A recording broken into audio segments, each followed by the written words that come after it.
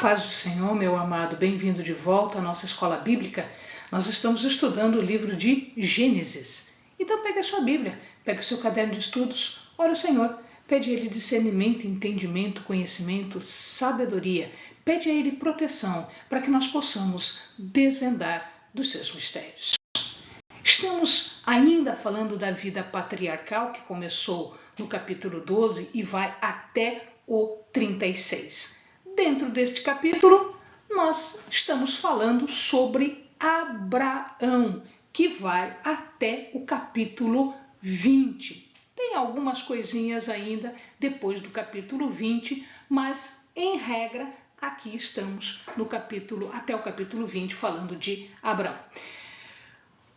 Quando Abraão torna a falar com Deus, depois de todos os acontecimentos da guerra contra aqueles reis, ele fala preocupado. Preocupado por quê? Porque ele é apenas um homem, claro, tem as suas posses, tem os seus homens que vão lutar por ele, mas poderia haver retaliação por conta da sua grande vitória. E aí, Deus então acalma o coração de Abraão. Veja que ele ainda se chama Abrão. Há uma novidade aqui. Deus vai lhe prometer, além de todas as outras promessas que ele já tinha feito, Deus vai lhe prometer um filho. Neste capítulo, nós vamos ver especificamente, nestes capítulos, nós vamos ver especificamente a justificação de Abraão. Não porque ele tivesse sido justo e que ele tivesse feito alguma coisa para merecer isso. O único caráter distinto de Abraão aqui é a sua fé. Por causa da sua fé, ele é justificado. E essa lição é uma lição muito importante para nós, porque até hoje nós só somos justificados, nós só somos salvos pela fé. Abraão tinha uma fé no Senhor, por isso ele foi denominado pai de muitas nações. Deus confirma o seu apoio a ele. Deus diz a Abraão que ele não está sozinho. Por quê? Porque todo tempo Abraão depositou confiança em Deus, esperança em Deus. Aquela esperança e aquela confiança nas promessas de Deus. Em verdade, o escudo de Abraão é o próprio Deus. Por isso, ele está sendo tratado desta forma, por conta deste diferencial de fé. Nós somos tratados de forma diferente por conta do nosso diferencial de fé. Nós somos diferentes do mundo porque nós depositamos fé, depositamos confiança, depositamos esperança em Deus e em seu Filho Jesus. Abraão estava preocupado porque não tinha filhos? Sim, estava. Então ele argumenta com o Senhor: tu não tens me dado filhos, Sara é estéril. Então o que acontece? O herdeiro da minha casa vai ser uma pessoa nascida na minha casa. Então, quem estava na ideia, na cabeça de Abraão para ser o seu substituto ou o seu herdeiro? Na verdade, Eliezer. Eliezer era um servo excelente, era um servo fantástico. Nós vamos ver mais para frente que Eliezer é para Abraão como se fosse um filho, mas ele não era um filho. Deus diz a ele: não está nele a semente que eu tenho para um povo. Então, Deus faz com que ele vá até lá fora e olhe as estrelas. E se ele consegue contar as estrelas, ele contaria a sua descendência. Mas ele teve tantos filhos assim? Filhos naturais, não. Mas filhos espirituais, sim. Porque nós somos também considerados filhos espirituais de Abraão. Por quê? Por causa da nossa fé em Cristo Jesus.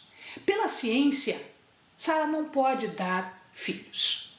Ela já é idosa, ele já é idoso, né? E se nós fôssemos entender pela ciência, como ela poderia ter filhos? Hoje nós temos técnicas, naquela época não, naquela época método tradicional. E aí, como esta mulher poderia ter filhos? A não ser que fosse por um milagre, por um ato sobrenatural, poderoso, né? Então veja, as estrelas aqui estão significando não só a grande descendência, o número de descendência de Abrão, mas também significa a transcendência das leis naturais, as estrelas. Significa também que aquela descendência não poderia ser subjugada, porque ela está no alto, inatingível pelas pessoas. Então, quando Deus mostra as estrelas para Abraão, ele fala sobre todas estas coisas. Significa, então, que Abraão teria um herdeiro legítimo, filho de Sara, filho dele próprio. Não era por outra razão. E ele creu no Senhor. E o verso 6 diz: e creu ele no Senhor e imputou-lhe isto por justiça. Por isso que Abrão é considerado o pai da fé. Além desta promessa de filhos, Deus reitera a promessa da terra. Como eu vou saber disso, diz Abrão? Não como desafio para Deus, mas como um sinal daquilo que eles estavam conversando. Então, Deus faz com Abrão uma aliança formal, Berit. Berit é uma aliança irretratável. Ninguém pode tornar atrás desta aliança se não assumir as consequências do desvio da aliança. Eles pegaram então, Abraão pegou então 3 novilhas. Naquela época, o Berit era feito ritualisticamente. Ele mata e corta esses animais ao meio e ele coloca as metades uma de frente para a outra. Os contratantes daquela época, quando faziam Berit, eles tinham que passar pelo meio das metades cortadas. Isto significa que aquilo que havia acontecido com o sacrifício seria para eles se violassem o pacto. Tudo isso, logo em seguida, depois de tudo isso feito, vem caem trevas, escuridão, fumaça, fogo. Então, nós temos aqui o que nós chamamos de teofania, manifestação de Deus. Tudo isso vai declarar o terror do Senhor, o impacto que a santidade de Deus tem sobre o pecado. Então aqui nós vamos ver que mais para frente toda aquela terra será conquistada por Josué. Moisés sai do Egito com o povo, que inclusive aqui nós temos um prenúncio de escravidão. Deus avisa Abrão que o povo, antes de conquistar Canaã, ele vai ser cativo, tá? E depois disso vai ser conquistado. Quando Josué invade a terra, ele não está agredindo aqueles que estão ali. Não, ele está aplicando a justiça de Deus. Porque Deus espera que o cálice da sua ira esteja completo, esteja cheio, para que o seu povo conquiste a terra. Ele dá chance. Amados, Deus dá chance a todas as pessoas para que elas se emendem. Deus somente castiga as pessoas depois que a chance foi dada, que o pecado tenha como ser afastado. Como o povo de Canaã não fez isso, nós falamos no vídeo anterior a maldição sobre Cã e o seu filho Canaã. Cã, o menor de Noé, Canaã, o menor de Cã, por conta de algo que ele fez lá atrás. Tá? Então, aqui foi dado chance para eles se redimirem e eles não aceitaram, eles não fizeram isso. O cálice da ira do Senhor, então, se encheu e Josué vem marchando, conquistando tudo.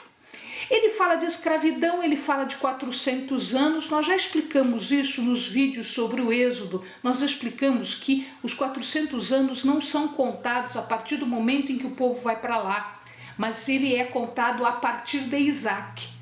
Então, no cativeiro propriamente dito, fica apenas 210 anos mais ou menos. Isto está em conformidade com a Bíblia, em conformidade inclusive com os achados arqueológicos. Então, não é contado a partir de José, é contado a partir de Isaac. Isaac é o total de peregrinação do povo. Então, por isso essa contagem ela é feita corretamente a partir de um determinado momento, que é o momento de Isaac, quando ele foi peregrino na terra. A mulher, quando não podia dar filhos ao seu esposo, ela poderia partilhar os seus direitos de esposa com uma serva sua. E o filho nascido desta serva era como se fosse o filho da sua senhora. Portanto, quando Sara, no caso aqui Sarai, porque ela não mudou o nome ainda, quando Sarai entrega Agar para Abrão, depois que eles já estavam mais ou menos uns 10 anos habitando em Canaã, ela entrega Agar. E Agar, então, acaba ficando grávida. Ela fica esperando um filho. Este filho, naquela época, era considerado da família e era aceito como descendente legítimo. Então, amado, você viu aí a confusão.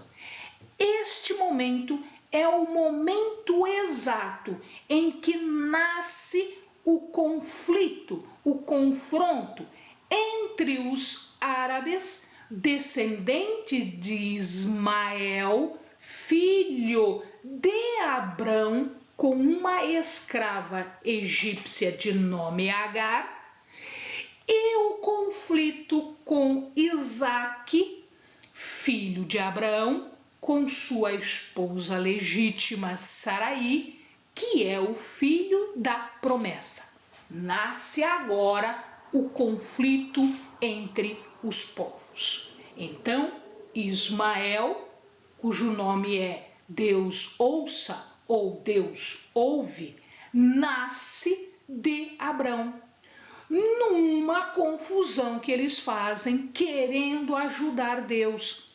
E aí a confusão se estabelece até os dias de hoje. Quando Agar engravida, ela começa a se prevalecer sobre Saraí.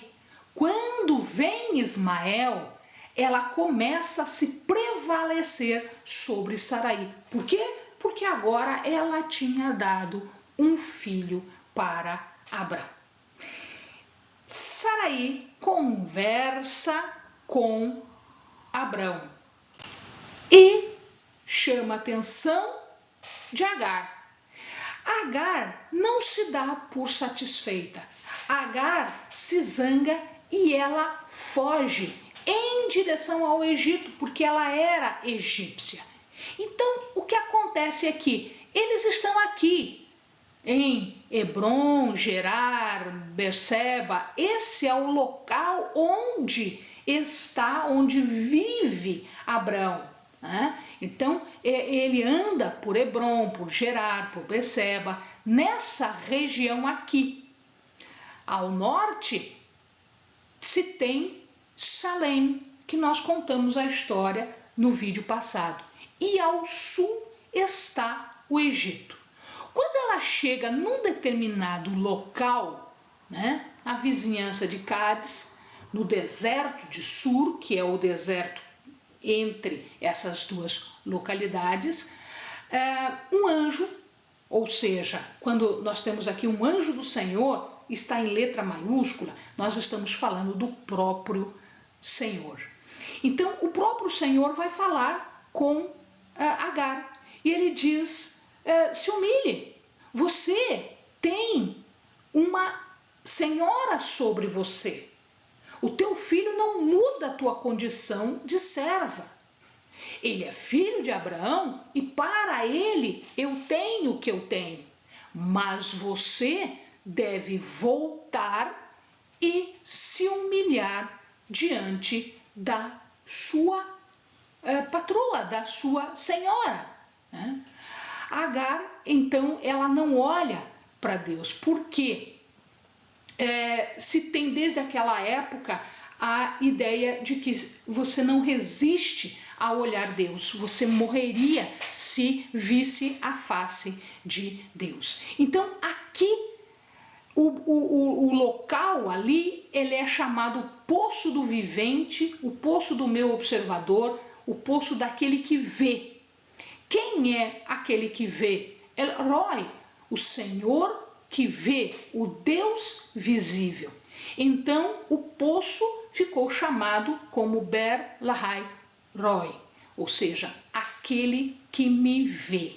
Esse é o significado do poço, do nome do poço que foi dado. Nesta época, Abrão tinha 86 anos, quando Ismael nasce. A aliança então é reafirmada, Deus volta a falar com Abrão e ele reafirma, sela essa união que ele já tinha feito, esse berit que ele já tinha feito. Mas agora ele vai reafirmar com profundidade e extensão. Profundidade o quê? A fé, segundo esta aliança, deve demonstrar-se em total dedicação. Então, em profundidade, a fé tem que ser absoluta. E em extensão, ou seja, todos os envolvidos estão selados nesta aliança. Um por um, em todas as gerações que viriam. Então, haveria por dentro uma fé e por fora um selo. Significa, então, que nós temos o seguinte: aos 99 anos, renovando a aliança de multiplicação. Que aliança é essa? A promessa de Deus era da terra contínua, inalterada, perpétua. Isto era para eles. Tá? Então, agora, Abraão muda o seu nome de Abrão para Abraão. Ab, pai, Ram, alto, ou Ramon, multidão. Então, o pai de multidão, o pai alto, o pai de muitos.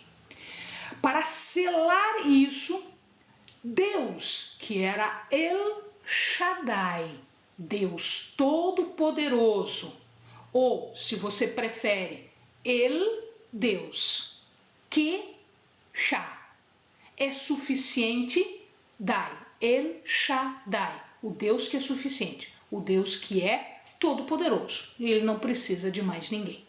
Este Deus faz então uma mudança de nome para Abrão e ele é denominado Abraão. Se estabelece nesse momento um sinal externo, um selo externo. Este selo é o sinal da circuncisão. Naquela época, a circuncisão não era rara, não era desconhecida. Muitos povos faziam circuncisão. Apenas os filisteus não circuncidavam. Então, aqui, o ritual foi estabelecido para o povo de Deus para diferenciá-lo, e isto era exigido de todos os rapazes, de todos os meninos nascidos, e deveriam ser circuncidados, nascidos dentro da família, né? Descendentes de Abraão, mesmo que fossem servos, eles deveriam ser circuncidados no 8º dia. É claro que Abraão foi circuncidado com 99 anos, junto com o seu filho Ismael, que já tinha a sua idade, tinha mais de 10 anos, já era um jovenzinho. Tá? Porque ele nasceu com 86, ele estava com 99 anos. Então aqui é um sinal no corpo do israelita. Para quem não se circuncidasse, a punição era não fazer parte da vida futura do povo.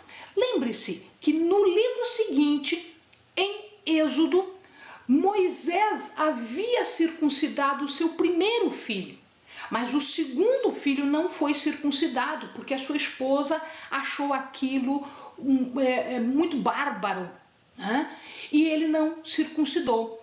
Quando ele estava indo para o Egito para libertar o povo, ele foi atacado, vamos dizer assim, tá? Então, neste sentido, o que acontece é que Moisés teve que fazer a circuncisão, teve que acertar a sua vida antes de começar a sua missão, correto?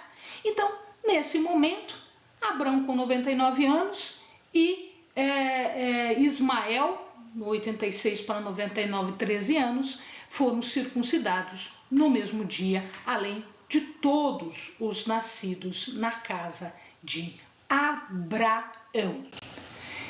E Saraí? Saraí também teve o seu nome mudado, de Saraí para Sara. Acontece aqui que tanto Saraí quanto Sara têm o mesmo significado, quer dizer princesa, quer dizer a mãe de todo o povo de Israel. O que acontece quando se muda o nome de uma pessoa? É um marco.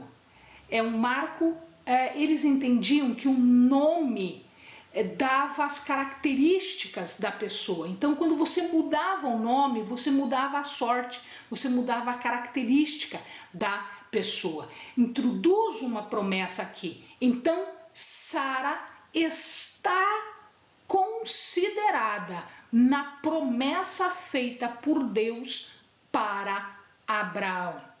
E aí se fala do nome de Isaac. Isaac é riso, ria-se. É a promessa do milagre que fizera com que o seu nascimento fosse único, que a aliança é estendida àquele que está por vir ainda, no caso, Isaac e dos seus descendentes. Amém, amados? Bons estudos.